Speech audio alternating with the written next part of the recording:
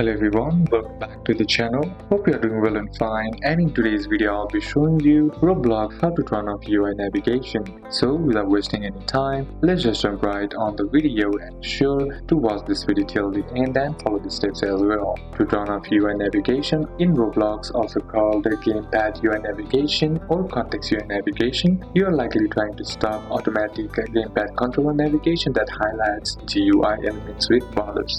This is a common concept boards or when using a controller. If you want to disable it, then what you can do is you should be a developer. So by using the Roblox Studio, you can disable UI selection with code by using the script. Then you can also remove selectable property for every GUI element like text button, image button frame contains open file explorer and open explorer and properties. Then click the GUI element and then in properties find selectable, then set selectable to false.